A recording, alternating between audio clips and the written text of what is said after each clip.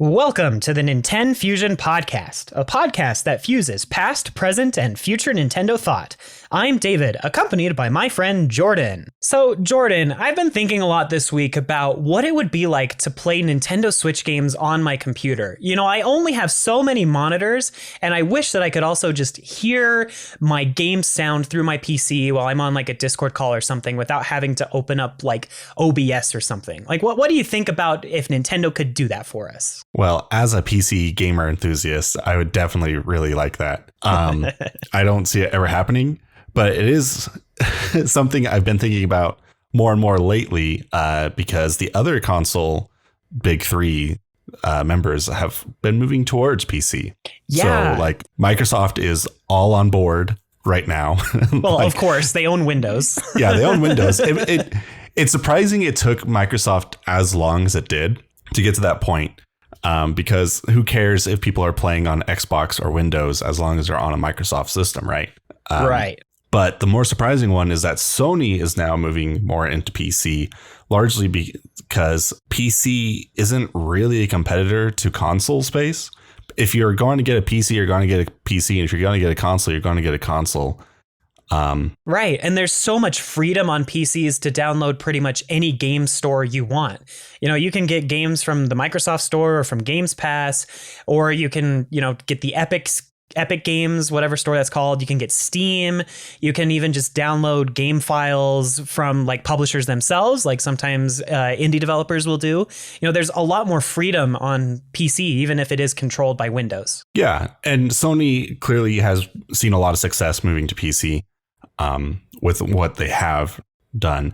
It's been recently rumored that Sony is going to make their own storefront or sometime soon for PC. I believe it was in like some files mentioning it in one of their latest PC releases. I think it was Spider-Man a few months ago. Yeah, I think I recall that. Yeah. It would definitely be interesting. If Sony were to do it, I really hope that they add in cross-play, or not cross-play. Well, cross-play would be nice too, but more like cross-save features. Because owning a Steam Deck definitely makes I've definitely fallen in love with that kind of feature. Just being able to switch back and forth. Sometimes I want to play games on my TV, and sometimes I want to play on my PC. And if I had the ability to just jump between with my same game files, say like Bloodborne, that would be great. Yeah, I totally agree with that. And that's becoming more and more apparent for me as I'm starting to like play various different games across different consoles even.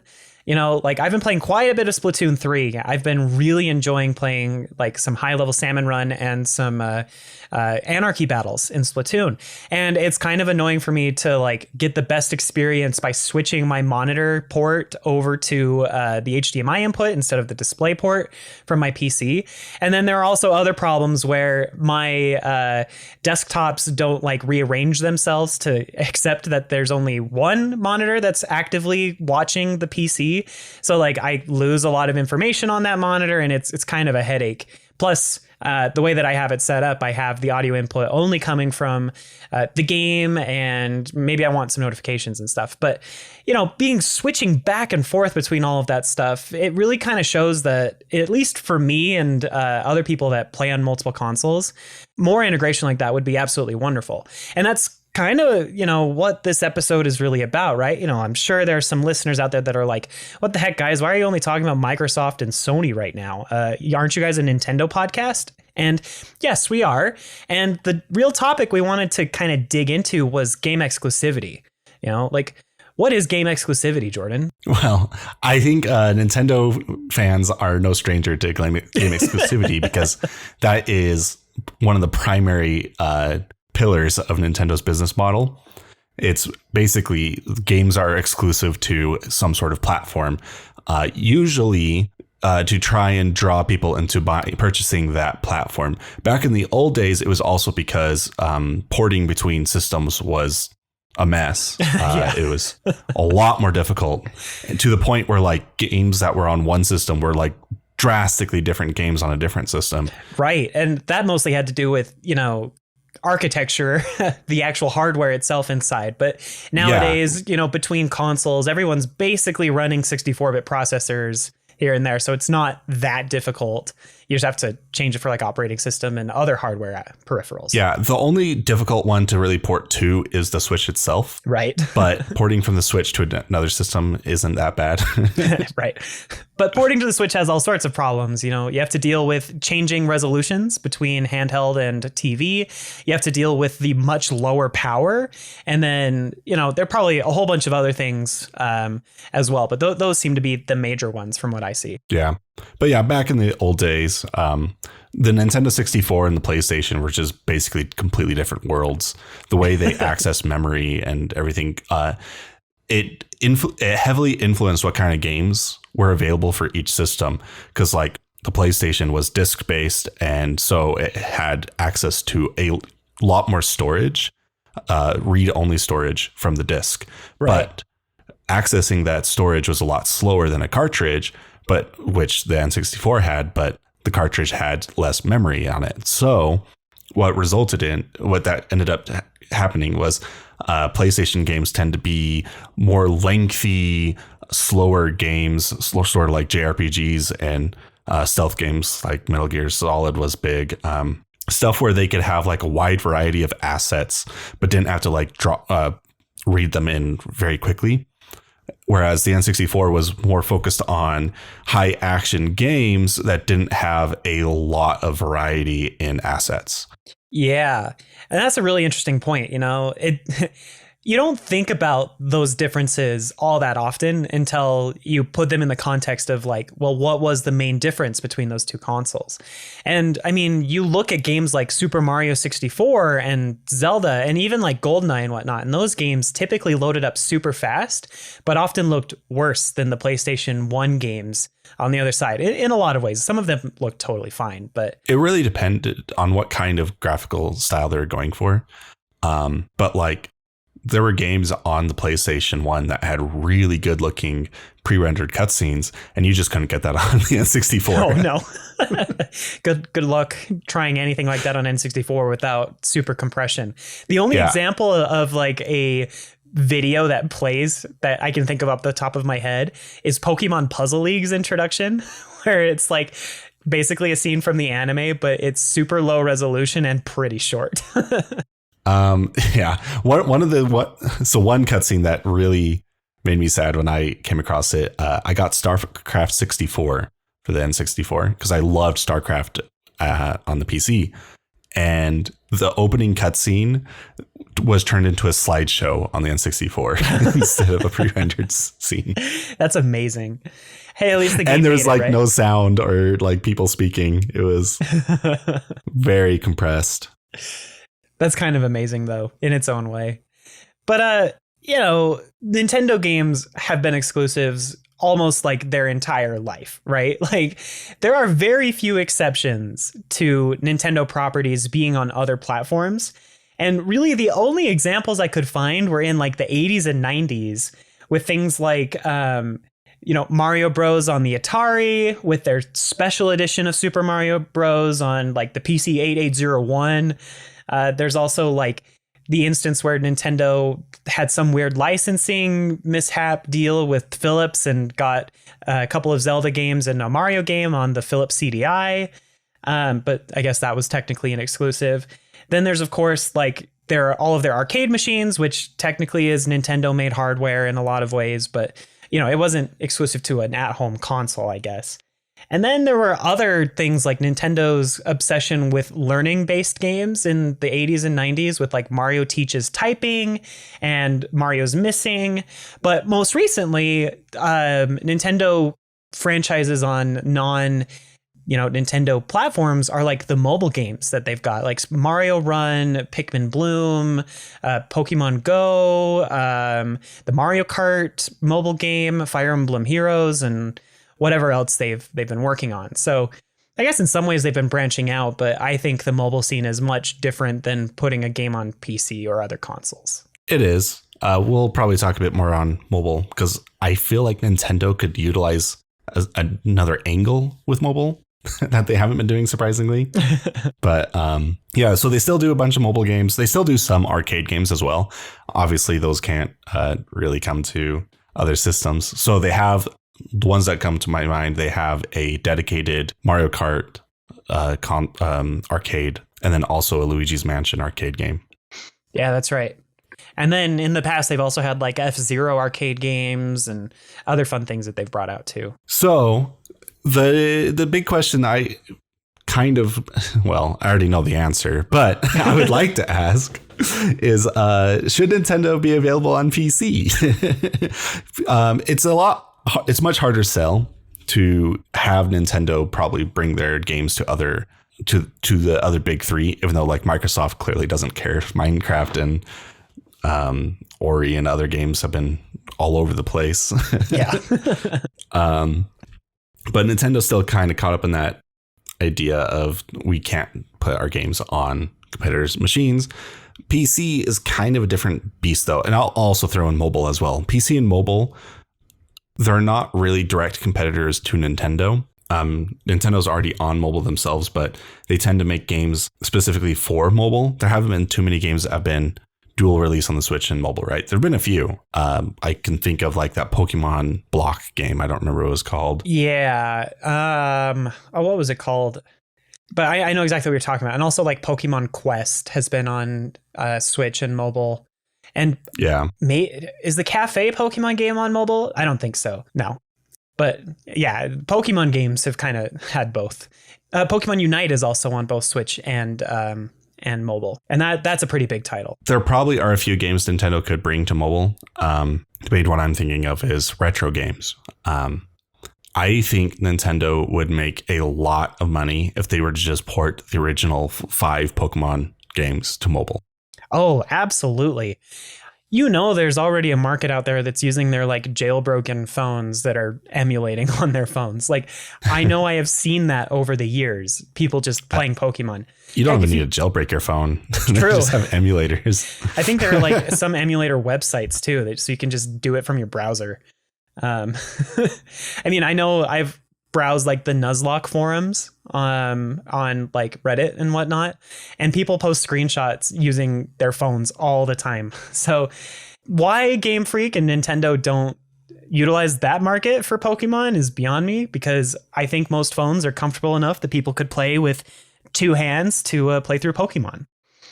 And it might be a better place for Pokemon games than Switch if they're only going to choose one or the other. Considering you've got like Pokemon Go and Pokemon Home also on your phone. So having a way to connect that up if they want to do transferring of Pokemon would also be very cool. There are also quite a few other Game Boy and Game Boy Advance games that I think would work really well on mobile. In fact, I would say pretty much the entire Game Boy library would work, considering the size of phone screens now. Right? Don't you think? Yeah, I think pretty much every game from the NES, SNES, and the Game Boy lines could easily go to mobile. Yeah. And so there's no way Nintendo would just allow you to buy these games individually anymore. Nintendo, as we've learned with the Switch online experience, clearly wants to maintain the rights to these games to try and make sure that you keep paying for them over and over and over again, rather than just paying $5 for Mario Bros on the Wii. Yeah, there was like a report just a couple weeks ago that Nintendo Switch Online made almost $1 billion in 2021 alone. So clearly the subscription model of locking their retro content behind that is a great business move for them. Oh my God. That stat hurts me so much. $1 billion. They did nothing. There's like no service there. Like, where are the Game Boy games? Where are the Game Boy Advance games? Why don't we have things on like mobile? The list goes on, especially since we know that Nintendo's online services aren't that great anyway. There's no way people are paying for Nintendo Switch Online just to connect and play with other friends. Like, that's a huge sell for a lot of people, but it's definitely for the retro content that Nintendo has kept exclusive to their platforms for way too long. Yeah. And I feel like Nintendo definitely needs some sort of like Netflix subscription model for retro games. Not only just so, well, largely because Nintendo's kind of bad at maintaining like the history of games. There's like a major concern that games will get lost or whatever to time. Obviously, the more popular games, that's not going to be the case. People are going to have ROMs of them sticking around for quite some time. But it would be nice for Nintendo to just have every old game available on the market in some capacity. So we've been saying over and over again, where are the Metroid Prime games? Why wasn't Metroid Fusion released and available to the market before Metroid Dread came out? It'd just be nice to have a simple catalog to go to for old games that also benefits their new releases when people are being newcomers to the franchise and need to go back and play through some of the old stuff to catch up. Yeah, I mean, the farther and farther we get away from the initial releases of games earlier in the series, you brought up the Metroid series. It had been 16 years between Metroid Fusion and 19. Metroid Dread. 19, excuse me. I missed 3 whole years.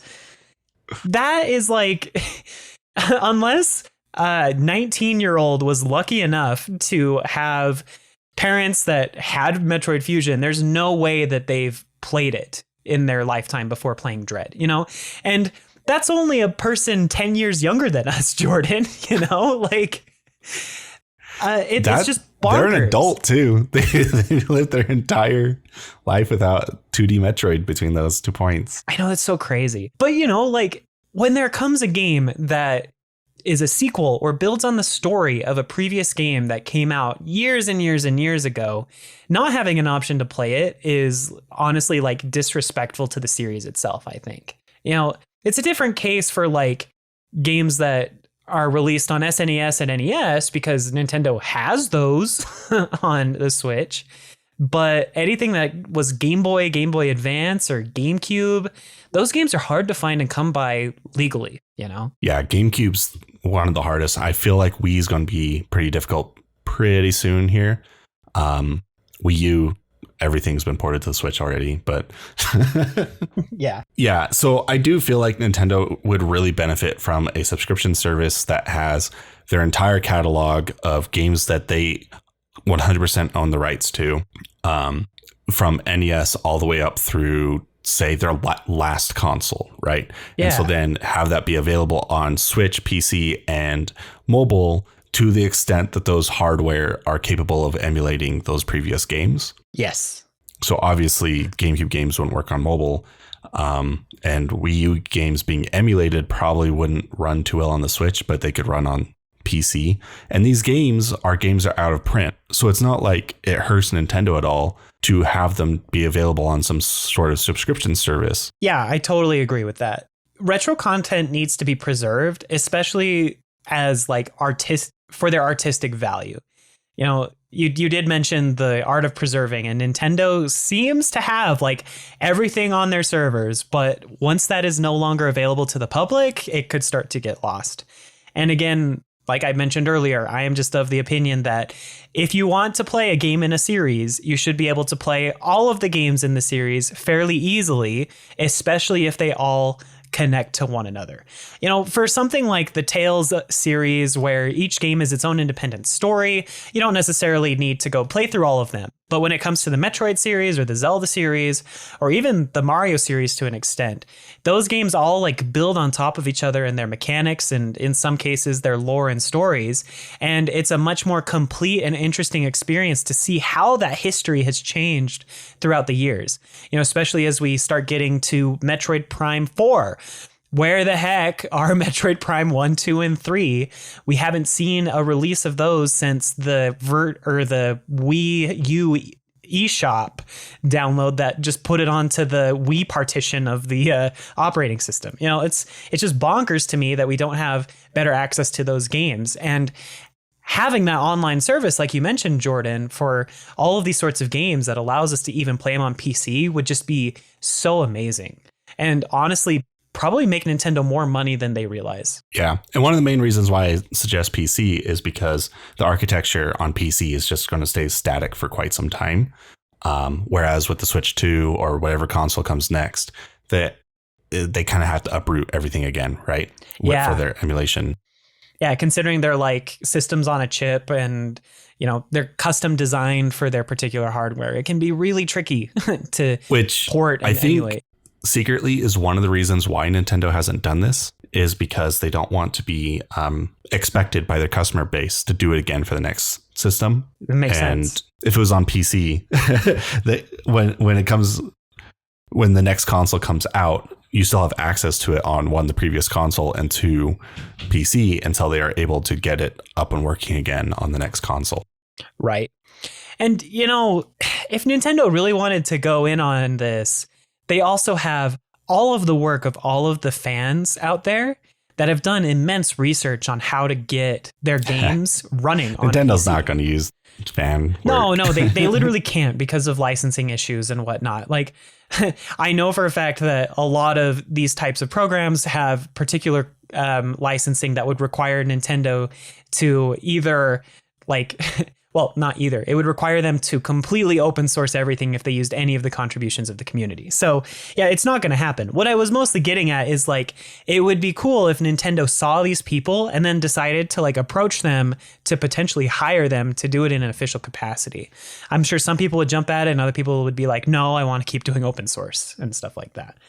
I don't know. I just think the resources are there, and Nintendo clearly has seen over the last, 20, 30 years that people are willing to write these emulators, that there has to be a market for them to do this for PC. Yeah, it really would not be that hard No. to get everything working on PC. Although with how Nintendo does it, we would get a drip feed of 2 games every 3 months. Yep, every 3 months. I was about to say, if you were going to say every month, no, Jordan, that's wrong.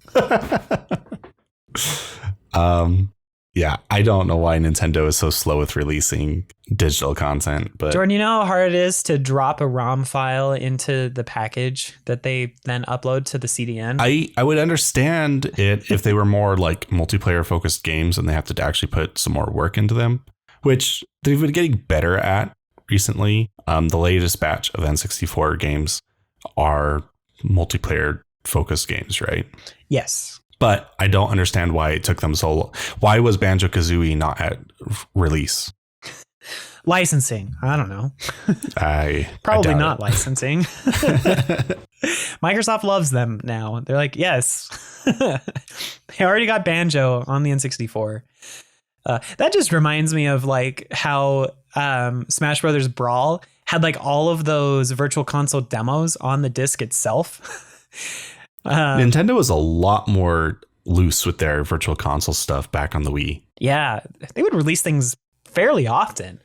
I mean, I remember launching the Wii Shop channel just to check and see if any new virtual console titles were released, and I'd often buy them. Yeah, they definitely made a lot of money on the Wii, so much so that I believe Capcom and Square and all of them realized that they can make a lot more money if they did it themselves rather than going through Nintendo.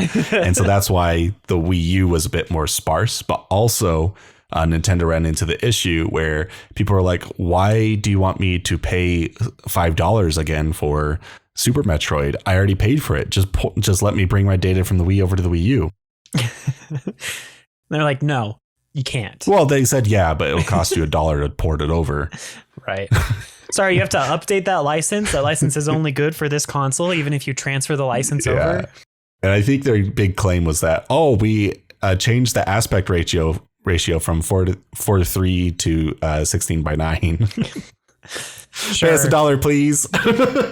Well, and then all of the Wii U virtual console games, like the N64 ones that they did, like their brightness was so low that it was hard to see anything. I don't know if you ever saw those comparisons. Oh, I remember that. Yeah. Like Donkey Kong 64 was basically I was going to say that unplayable. one specifically. Yeah, DK64 was so bad on the Wii U. And it's never coming to the Switch Online, apparently. I don't know why it doesn't.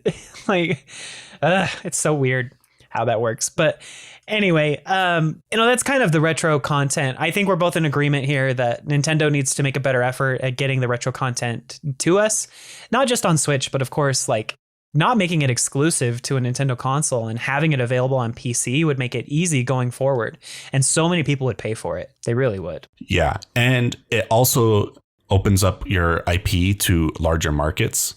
Yeah. The Switch, of course, is not struggling with a customer base right now. Right. Previous Nintendo systems have definitely, or could have definitely used the boost in some capacity. Right. And I do think that, you said casting a wider net and opening up a much larger market.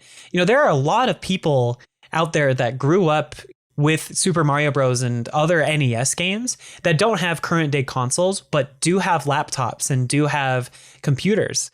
And having that available for them, they might be tempted to give it a shot since it might bring back memories from when they were little and whatnot.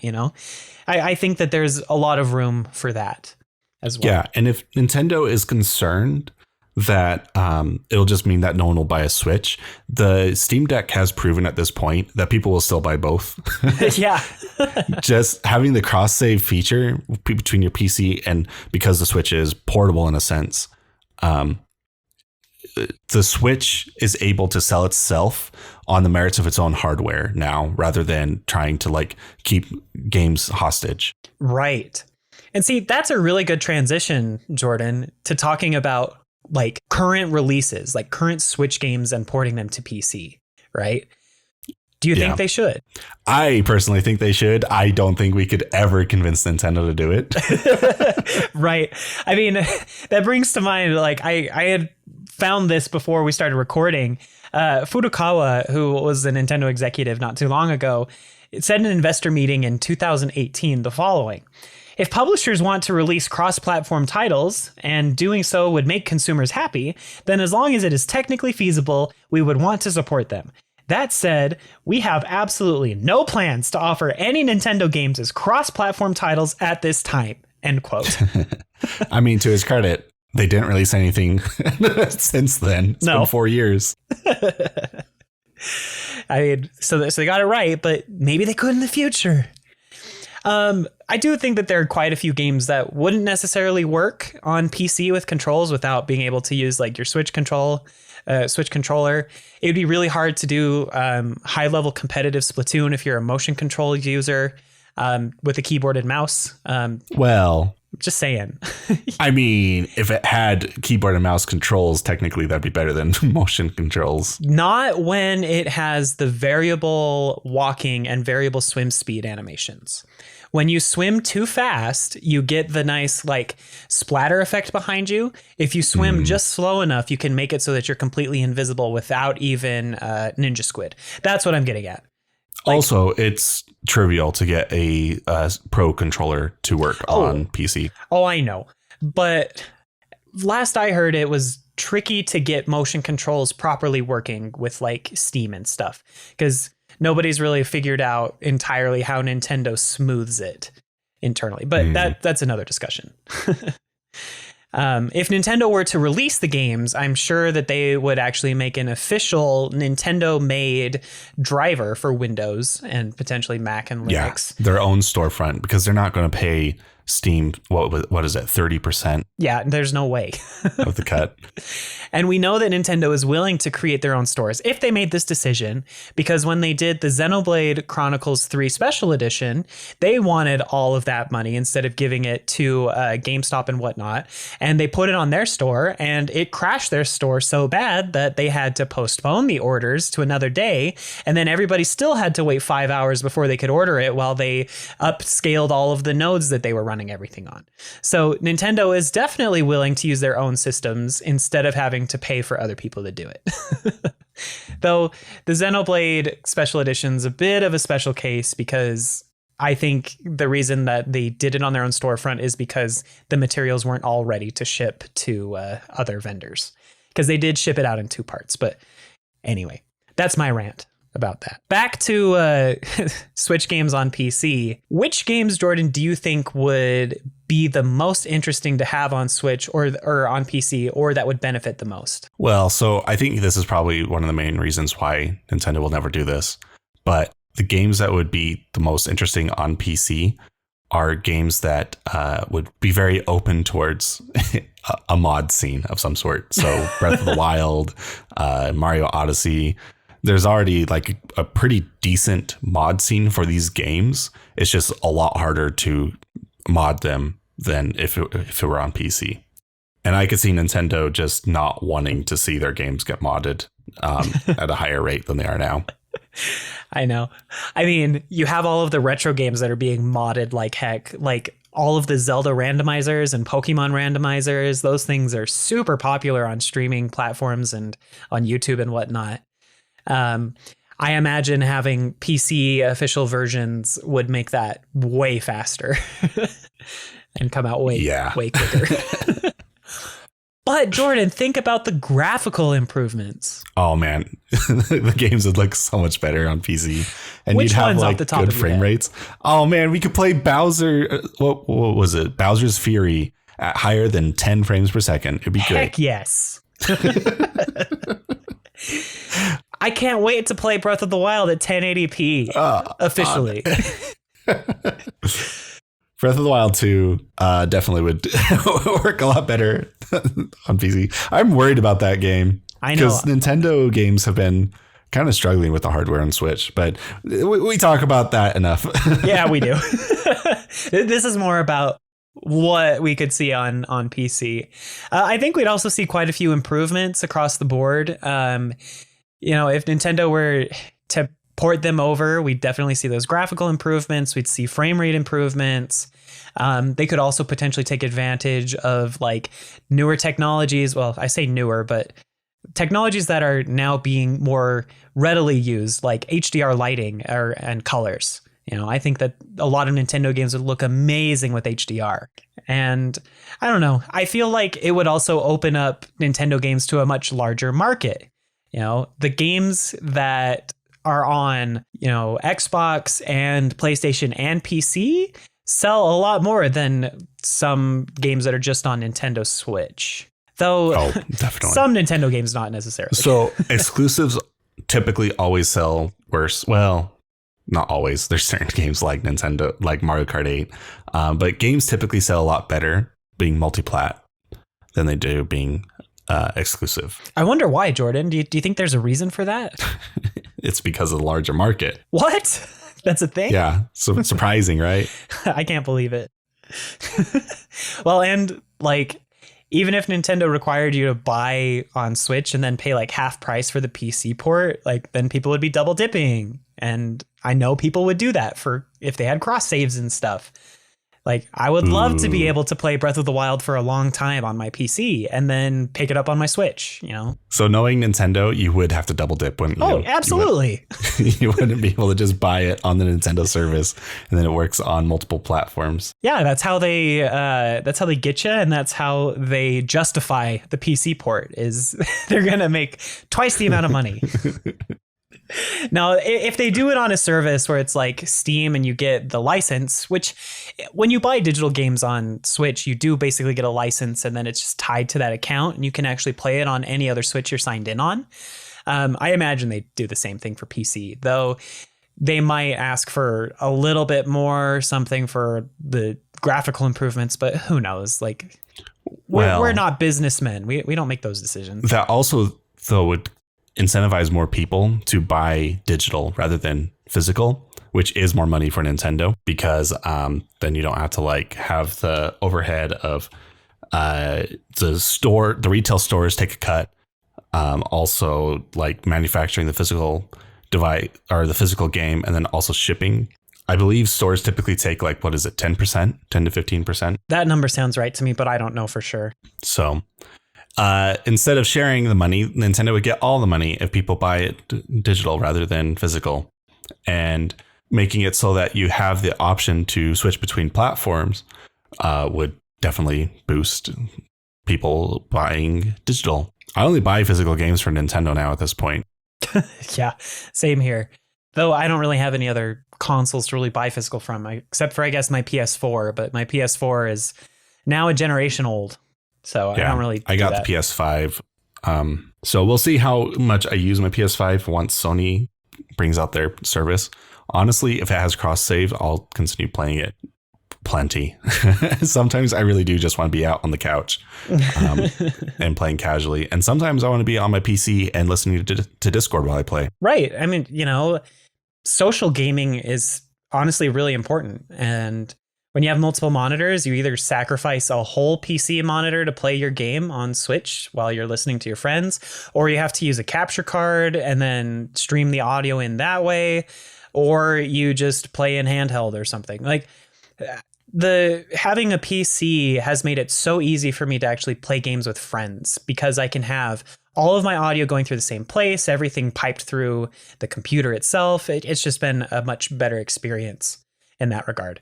I don't have to have 2 pairs of headphones or something if I want to play a Switch game with my friends. So this year I've been playing a lot of Elden Ring, and Elden Ring does not have cross save between the PS5 version and the Steam version. So I am one of the unfortunate people who bought it on both systems. Oh, there you go. I bought it for Steam, and then I also bought it on PC or on the PS5. I got it on PC because I want mods, and I have a large group of friends who have it on PC, so I want to play with them. And then I got it on PS5 because I have another group of friends who I want to play with. And it's definitely a much less fun experience playing it on the PS5 versus PC, because when I'm playing with friends, then we want to be on like Discord or whatever, and the sound quality of having to manage like a Discord call and then also your PS5 is not too great, but whatever. And it's not like Sony got the double dipping money, right? FromSoft's probably like fine with this because they got all the money. But if Sony had finished their service where it has access to both PC and PS5, well, I guess Sony gets the same amount of money either way. So I don't know where I'm going with this now. But I would have bought it from them first before PC. Yeah, because then you could play it on the PC through their store and also on your PlayStation. I totally get it. But FromSoft got double the money, I guess, from you. Yeah, FromSoft's pretty happy. FromSoft's been pretty happy with me this last year.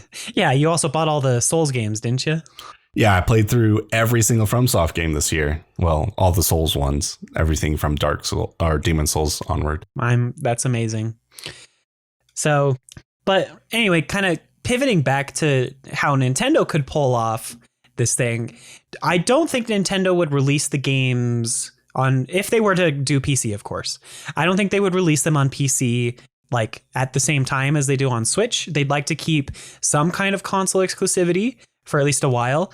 What amount of time do you think is the sweet spot for them to then release later on PC? So I think the big issue with that is that they have evergreen titles now. Oh, so yeah. In previous generations, I would have said maybe like 2 or 3 years, or as soon as it either went out of print or went to the what did they call them? Like the greatest hits or whatever, the player's choice. Yeah, something like that. The heavily discounted Nintendo Selects was another branding Nintendo they Selects. used. Whenever they would move it from being a $60 game to a $20 game, at that point, it's perfect to then put it for $60 on PC, Yeah. which is the approach that Sony is doing at this very moment. Yeah. But right now, Breath of the Wild is still selling at $60. And it's still selling. Mario Kart 8 is still selling at $60. Mario Kart 8's like, what, 10 years old now? Yeah, and it has DLC. Like, they could recoup all of those costs with the DLC pack. Anyway. So the evergreenness of their games definitely makes it more difficult. I would say I personally would say just screw it. Just do a dual release on launch day. But even if it's like 5 years or just like the previous generation, that would still be an improvement over where we are now. Yeah, I agree. Because when we get to the next console, oh man, if it's not backwards compatible, people are going to riot.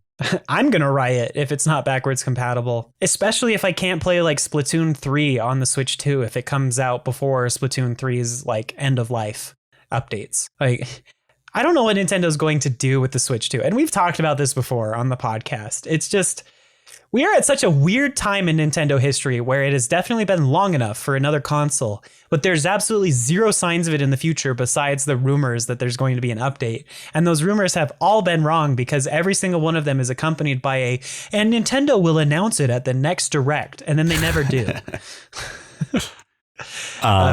Yeah, having the games be on PC would definitely quiet shut you and me up, because then we would have like the games at like the quality that we want them to be at with the frame rates and the resolution. But I don't know. Didn't they say like 2 years ago Switch was only at like its halfway point or something in its life cycle? Oh man. yeah. But like they're just doing corporate speak, right? So right. Who knows what that means? That could just mean like, oh, we're still going to keep selling the Switch in parallel with its successor, which is really concerning for the idea of backwards compatibility. But right. Well, it's kind of like how they continued to sell the 3DS even though they were no longer making games for it. So maybe that's what they mean. But the Switch was not backwards compatible to the 3DS. That's what I'm saying. Right. So if you're going to be selling it in parallel, you're probably not going to be doing that if one, it's like roughly the same price and is also backwards compatible. But you know how to solve the backwards compatible issue, Jordan? Putting the games on PC. There we go. It's solved. Yeah. Then you preserve your legacy that way. Exactly. I am of the belief that Nintendo should always have their entire catalog be available for legal purchase in some capacity.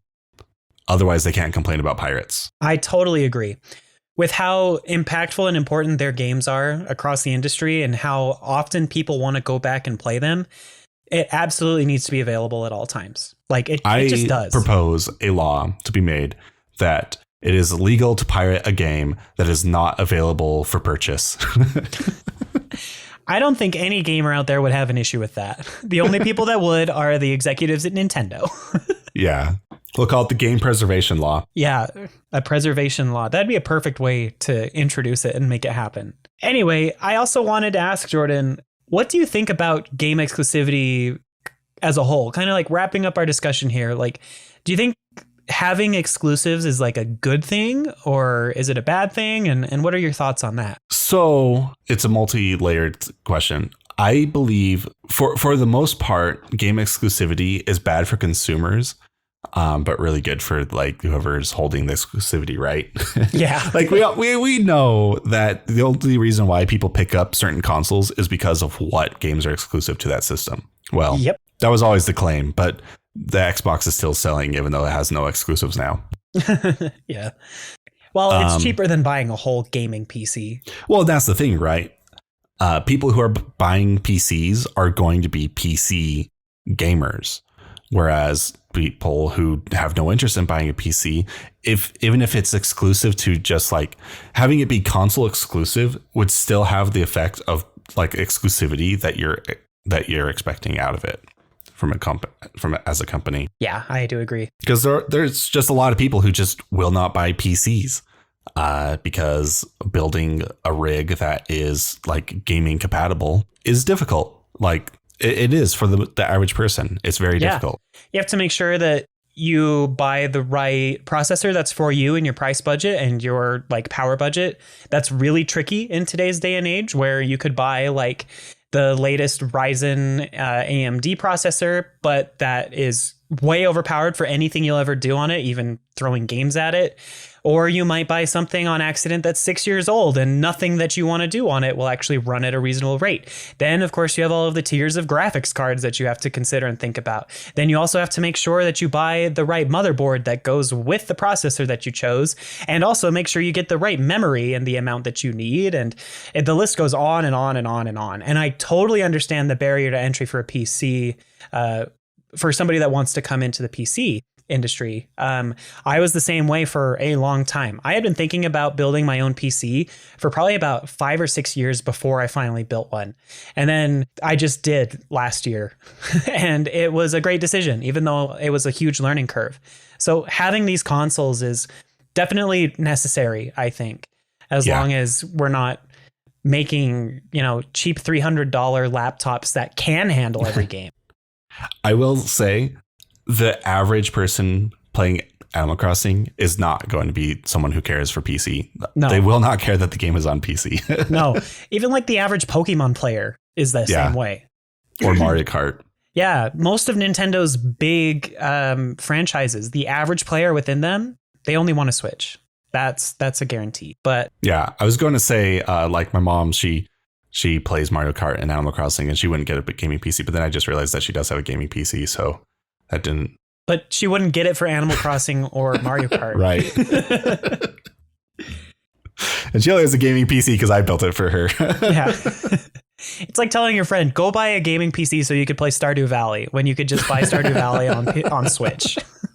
No, you build a gaming PC because you want to play PC games, or you have like workloads for your job or for like your student work or whatever, where you actually need a PC, and you figure, well, I can save some money by combining that productivity with my hobbies. And there's also like good laptops out there that are still fine enough to play a lot of games, but yeah, that aren't specifically gaming laptops. As long as you like are okay with lower frame rates, you can use integrated graphics. It's fine.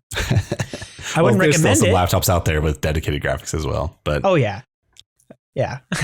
But yeah, the other thing though, I was going to say is one nice thing about game exclusivity is that it incentivizes Nintendo to make risks with certain games that they wouldn't otherwise, right? Yes. So if the game isn't exclusive, then the entire profitability of that game is whatever it can generate in sales. Whereas if a game is exclusive, it has kind of like this more hidden profitability through sales of systems, and also sales of other series down the line that are a bit less profitable, because now that you have people in your environment, they're more likely to pick up those other games. Exactly. They pull up the Nintendo Switch eShop if they're digital downloaders, and they'll see the promotions for that game, and they might consider picking it up. It's much more likely in that regard. Plus, people going to Best Buy or GameStop or wherever they sell physical games will also be like, oh, my son has a Switch, and they'll browse through a handful of titles, and then they'll probably pick one just off the shelf there that they think looks nice for their kid. And it's much more likely that it's Nintendo only if Nintendo pads out most of those physical games with their own exclusives. So yeah, that's definitely a benefit. So that is one concern I have, where maybe Nintendo would be less likely to take risks on games that are specifically designed to draw in another market to their console. So say like Metroid, for example, it's pretty different from other Nintendo series. And that is partially because, at least with like some of the previous Nintendo consoles, I don't know about Dread, but we know with Prime that they were using Metroid to target to cast a wider net of potential customers to bring into the GameCube environment. Yes, for sure. And that happened with the GameCube. I know a lot of people that bought the GameCube for Prime, and Prime was basically like one of their initial sellers too, right? It released the same year as the GameCube. So I would be concerned that some of their smaller franchises, say Pikmin or Metroid or whatever, they get kind of pushed further down the priority list when exclusivity is no longer a main objective. Right. I would also point out that exclusivity also probably helps with development of the games as well.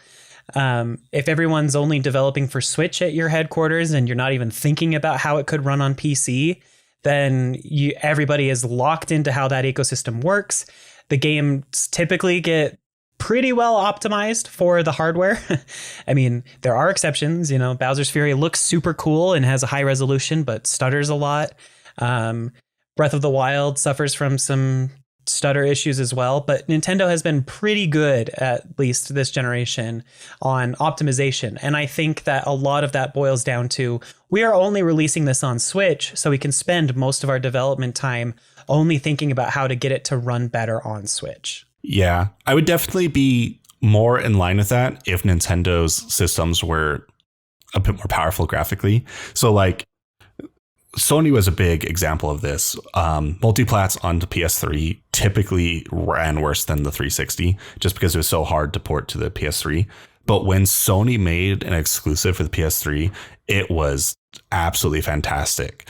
Like Last of Us on the PS3, it was mind blowing how good it looked. And it was on console, not on PC. So. Yeah. No, I totally agree with you. I think that it would be better if the Switch was more powerful, and that would make more sense. But I don't know, like it would be hard for them to at least in my mind, I think it would be harder to design a game that they know is going to eventually release on PC, but then have to like narrow it down so it would work on Switch better at first. I don't know. It's a complicated balancing game, at least for me. I think they could do it, but given how long it took Nintendo to delve into the world of HD graphics and how some of their studios, Game Freak, are struggling with HD still, I don't know how much better it would be to have those games also be ported to PC. I don't know. Yeah, Nintendo's interesting in that they're a trendsetter for hardware and they always lag behind in software. Yeah. I mean, their games are super fun, and a lot of games people play because they're, a different type of fun than other games. But yeah, no, visually speaking and technically speaking, their software is always behind everyone else. Well, and also like their feature sets for like, say, online. Or how it took them until 2 years ago or a year ago to finally allow Bluetooth headphones, when we know that the Bluetooth chip in the Switch can handle 8 Switch controllers. It's not a weak Bluetooth chip, guys. Anyway, it's funny how that ends up playing out. But anyway, I think that there are definitely merits and benefits to having exclusives. We've talked about quite a few of those, but I do think that in the long run, when it comes to availability, being able to have a wider market reach, and then of course, preservation of the art that is a video game, it makes much more sense for Nintendo to branch out to much more common pieces of hardware and platforms out there. Plus, I think that Mario would be so fun to play on my PC. Especially Zelda. Let me play Zelda at a high resolution on my PC without having to rip the game and emulate it. Yeah, just better performance for Zelda would be so nice. And then also just moving it to a different controller. So it's easier to map buttons how I want them to be mapped. I know. At least you can map buttons on the Switch now. You couldn't when it first launched. Again, another software feature that's why didn't this come out initially? I don't know if I have much else to add about the topic of exclusivity. What do you think, Jordan? Anything else? I think I'm good. All right. Well, I guess we'll just go ahead and end the episode here if we're both good at that. So, thank you so much for listening to this episode of the NintenFusion podcast. We really appreciate you being here. Come check out our Discord server at nintenfusion.com/Discord and talk about Nintendo stuff with us. It'll be fun. Be sure to leave us a like, comment, or review, depending on what platform you're listening to us on. That helps the algorithm recommend the show to more people, and we would really, really appreciate that. But with all that said, that's all we've got this week. Thanks so much for listening again, and we'll catch you on the next one. Bye-bye. See ya.